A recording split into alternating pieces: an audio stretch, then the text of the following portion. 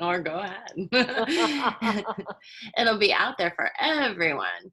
And then let's go live. Live on the Facebook.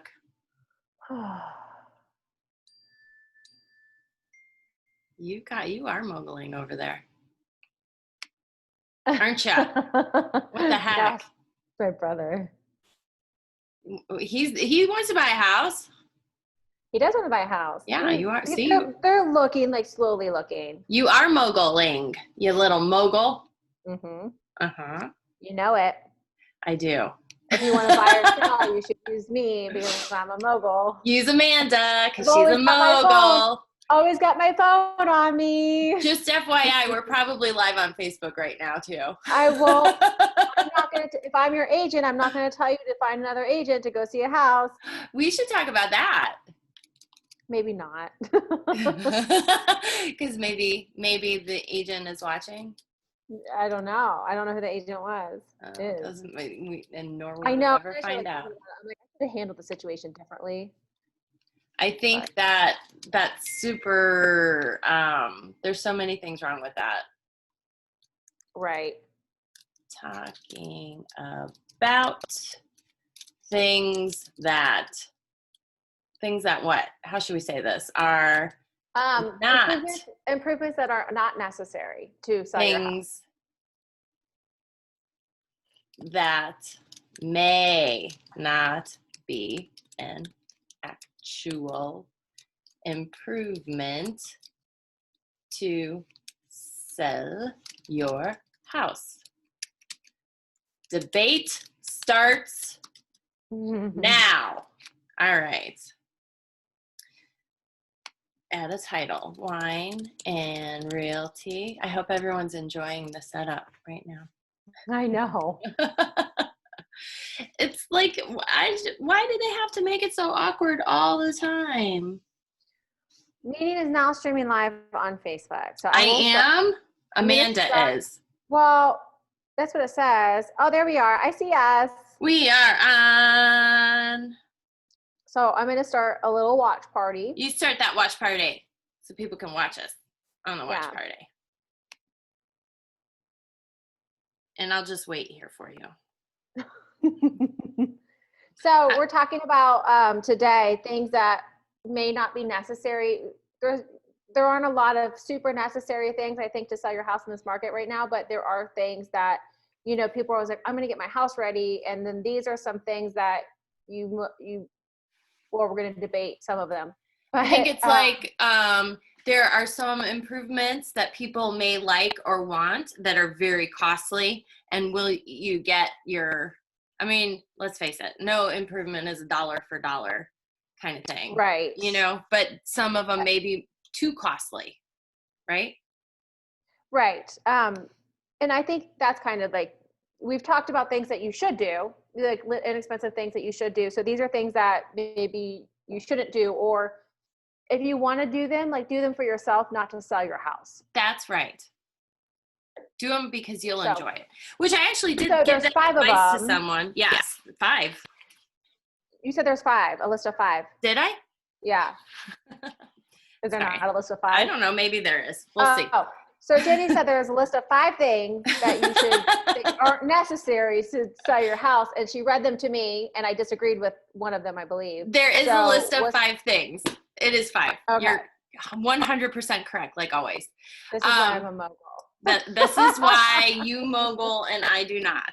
Shut up. I am not a mogul and you are. I'm just trying to be a mogul. Stop. Just trying. Okay, so number 1 on the list is pool. In-ground pool can cost $20,000 to $60,000, but don't do much for a home's value. No, we don't live in Florida. So, you know, and this list is probably not just for Ohio, I would assume, right? The list is for everywhere. Yeah. Yeah, that's what I was thinking. So I disagree with that in a sense for location. Depends on location. If you have an in-ground pool in Florida, I think that does help sell your house. But here, no. I mean, it's a lot of maintenance, upkeep. A lot of people don't want that. I always think it's funny because I would love a pool. I mean, I would love to have a pool. I would like to have a pool, but like I don't want to maintain it, Right. and they're just expensive. They're expensive, like you said, like $20,000 to put in. Like you have to, pay to fill it. You have to, pay to upkeep, and Right. it's just a lot of work. It's a lot. And then It's a it lot. takes up, if you don't have a lot of yard space, it takes up a lot of your yard, and then that also hurts resale because people want yards too. Mm-hmm. So, I like a yard. um, I want it but all. if you're somewhere warm, like I would definitely want a pool. We are I would think that somewhere would help. warm. It's hot. I mean, maybe not today, but it's hot here. Right, but like for the most part, we're not going to be, using Right. our pool. We'll be using our pool less than we would. I agree. So, I agree. All right. so. Number 2 on the list is, hey, and anyone watching, chime in your Yeah, opinion for on sure. this, whatever. Yes. Number 2 on the list, this was controversial, apparently, Oh. between the mogul and the non-mogul. Maybe it wasn't. Number 2 is home office. Building a home office can cost as much as $20,000, but you'll only get about half of that back at resale. I disagree that it costs $20,000. I think anything can cost anything you want to do. I mean, office. maybe that's built-in shelves and a like I know someone that put in like they also made it a combo guest room, so they had all this built-in stuff and like a Murphy bed built in. So that would get costly. Yes, it would, and I would say that people tend to not like built-ins, especially like if you put it into like a room or a bedroom or something like. Right. I think built-ins are a little bit dated now, and people are kind of not using them as much. I think it just takes up square footage. It does. It takes us like I think if you have a home office, great, but like I wouldn't spend $20,000 doing it. Like, no, of course you're not going to get your return of investment. That's a back lot of money. Like, that is a lot of money. I don't think. What would that be like? Building it onto your house, like like an addition? I don't know. Maybe. What would cost $20,000? Don't do that. Build out a sunroom. Go to IKEA and buy a desk for like, $100. Exactly. Yeah, I think that's kind of a strange one, but no, I don't disagree. I guess on. But I think too, homes now are being built with an office space. Like they always have dens. So I don't agree with that. I think a lot of them do have dens or a space that you could use for it, and sometimes even upstairs there's like a smaller bedroom that could be used as an office. But right, that's what we have. The 4th bedroom is an office. Yeah, one of my bedrooms. That I'm never in because right now I'm on the floor in the living room. I'm in the living room. I'm like, what? Why would I? I bought a new plant. Oh, nice. Yeah, thanks. I didn't. I did. There it is. All right. So number 3 on the list, ironically that you said this, sunroom. A sunroom. Oh. Beautiful? Yes. Smart? No. With an average return on investment of less than 60%, you're better off investing in a deck that is less expensive and can get you a higher return. Yeah. I don't know who would build a sunroom just to sell. But I think if you want a sunroom, I think that's a nice addition. And I think so too. I think you do get money back for it. Obviously, this is saying that you don't get all of your money back, but anytime you do a large project like that, you're not typically going to get your money back for it. You're not, listen, any improvement, you're not getting, we just said this, a dollar for dollar return. I mean, that's just, it's silly to think that. So if it's something that you want, do it. If you're not planning on moving within a couple of years, and it's something you want, build it, enjoy it. Yeah. Have fun with it. Okay. This was the, this number 4 was the,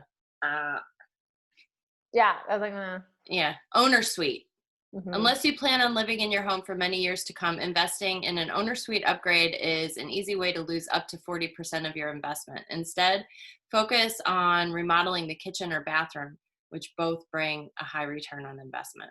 Oh, I guess when I think of ensuite, I think of the bathroom. Yeah, I do too. Like the owner suite, I think. You would be doing the whole thing. Yeah, not just the bedroom. I don't know what you would just be doing to the bedroom that would cost that much money. Well, that's what I was just gonna say. Like, what in the world? Maybe, or flooring.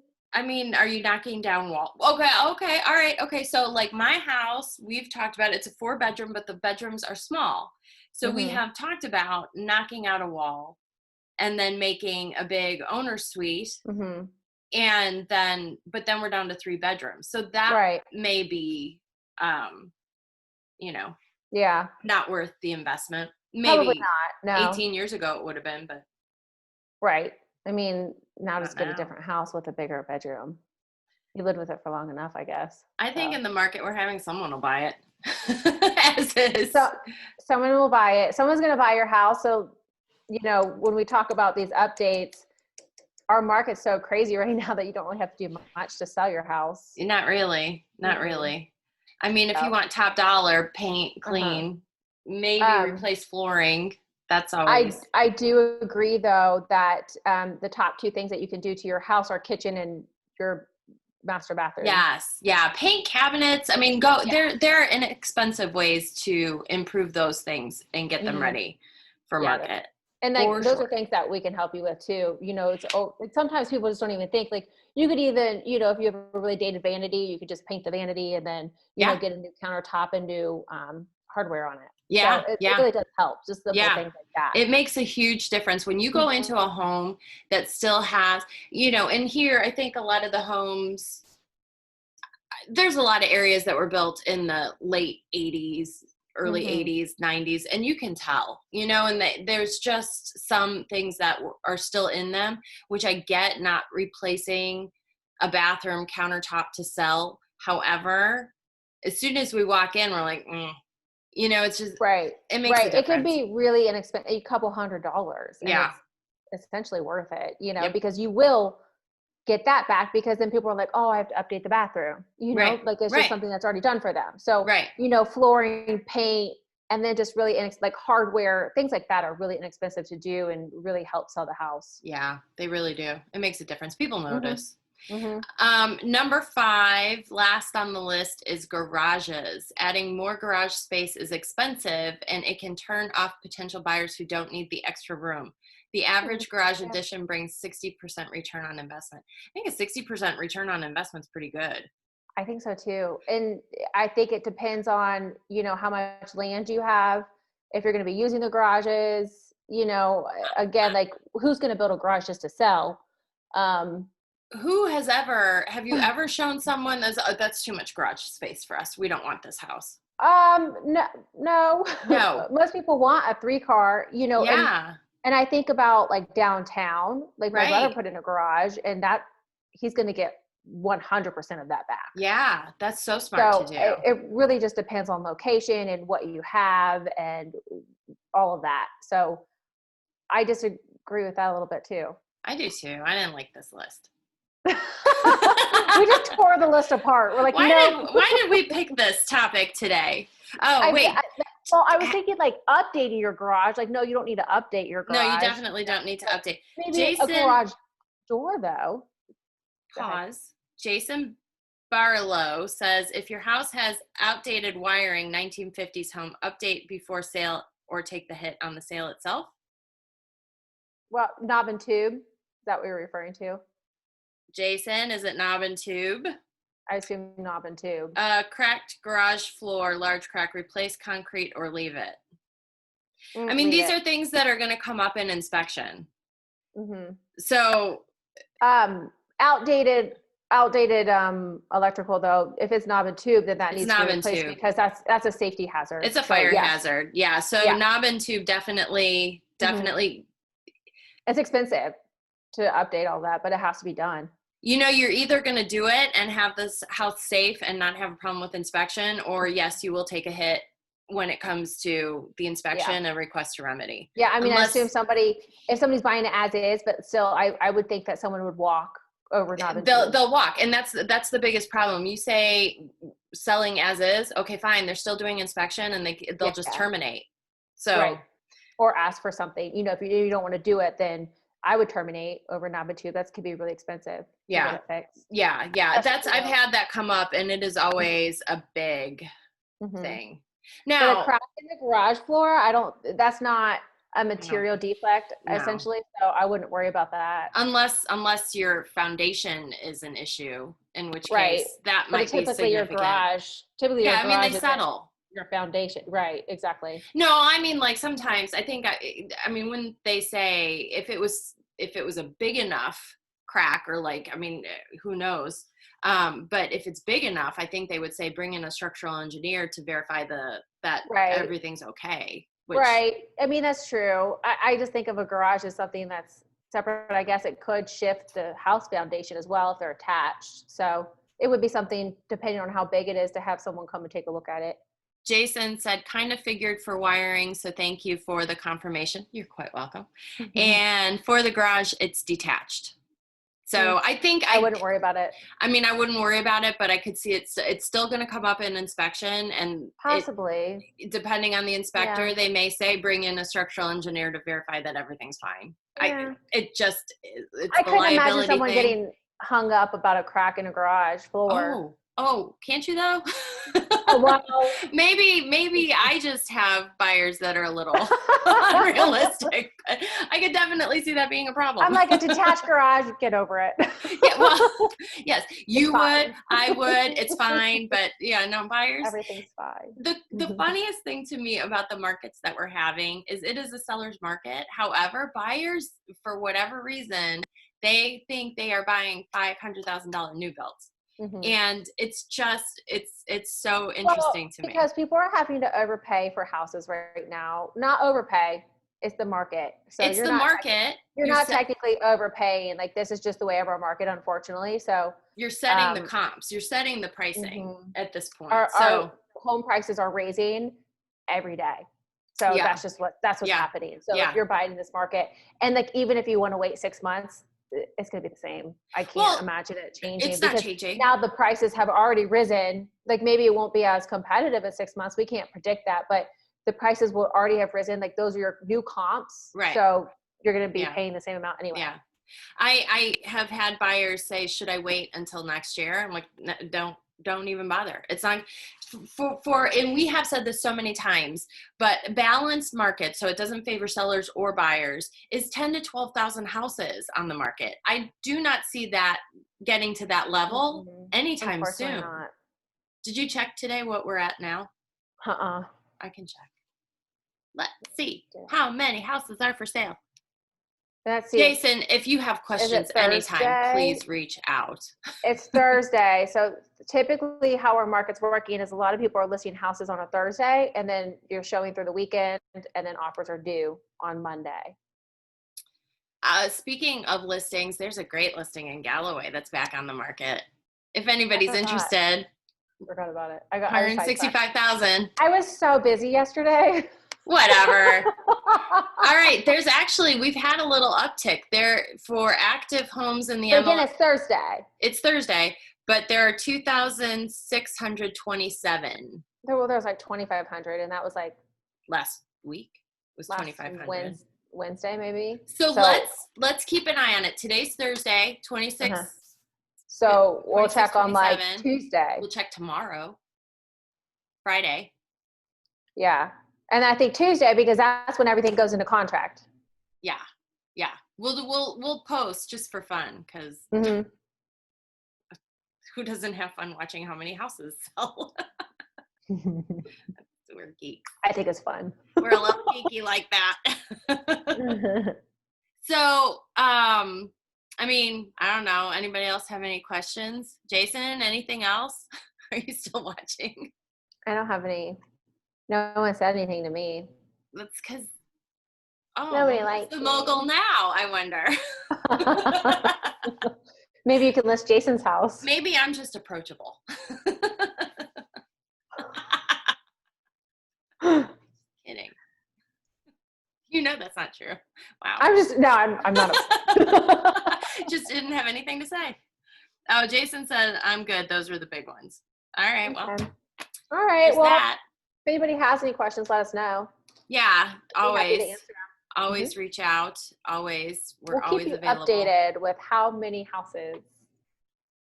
Yeah. We'll come back on live tomorrow and live on Saturday. Because that every day. Actually, that kind of would be fun. Don't you think? It'd be so much fun. I just heard a weird noise. It'd be nice if it was outside. It's not a very nice day today. But. It's not a very nice day. And my wine still hasn't been delivered. Oh, no. What are you going to do? Not drink any wine until it gets delivered. I don't know. whatever. All right. All right. Well, you all have a wonderful rest of your Thursday. We'll be If you want back to sell your next week. house, let us know. Call Amanda. Call me. Don't call anyone else. Nope. Because we're the moguls. Don't use Zillow. We're the moguls in this place. Mm-hmm. I'll tell you that. All right. We're babbling now. All right. Bye. Bye. How do I end the meeting? Leave meeting. Goodbye. Leave meeting. Stop live stream.